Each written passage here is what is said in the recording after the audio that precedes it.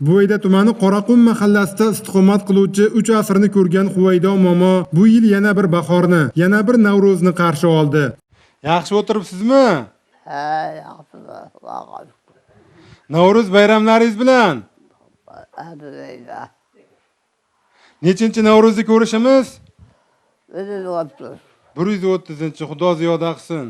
Tug'ilganligi 1895-yil deb qayd etilgan momoning hayoti bir asrga siquvlik kechinmalarga ega. Katta Farg'ona kanalining qurilishida, Ikkinchi jahon urushi yillari mehnat frontida ko'pchilik yurtdoshlarimiz qatori jonbozlik ko'rsatgan Kayvoni to nafaqaga chiqqunga qadar dalada ishlagan. 16 yoshida turmushga uzatilgan. Farzandsizlik tufayli birinchi turmushidan ajrab, ikkinchi bor turmushga chiqqan momo orqama-ketin farzand ko'ra boshlagan. Biroq dastlabki ikkita chaqalog'ini tuproqqa qo'ygan. Shunday bo'lsa-da, yaratgan yana momoning etagini farzandlarga to'ldirgan. 3 o'g'il, 4 qizni voyaga yetkazib mustaqil hayotga chiqargan. O'g'illardan biri 2013-yilda bu foniy dunyoni tark etgan. Bugun hayot bo'lib turgan farzandlarning to'ng'ichi 83 yoshda. Biz esa momoning 3-farzandi, ya'ni 2-qizini suhbatga tortdik. 78 ga kirdim. 3-farzandman.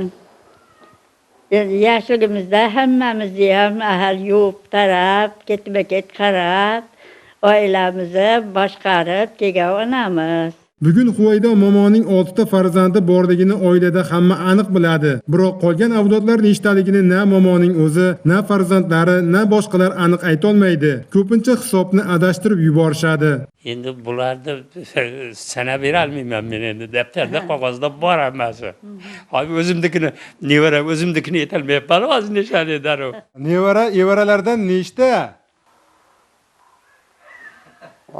Hepsini qaydan bilaman endi. Guvohi bo'lganingizdek, momo bu savolimizga qaydan bilaman deb javob berishdi. Aslida 6 ta farzandlari, 37 ta nevaralari, 87 ta evaralari va 118 ta chevaralari hamda 5 ta pannevara, ya'ni duvaralari bor.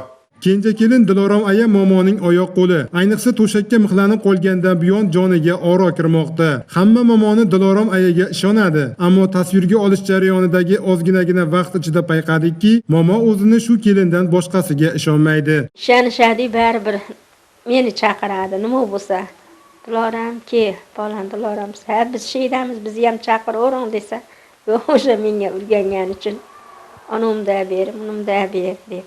Hamisha bilaman, ena balodan a'lo bo'lib yashayapmiz.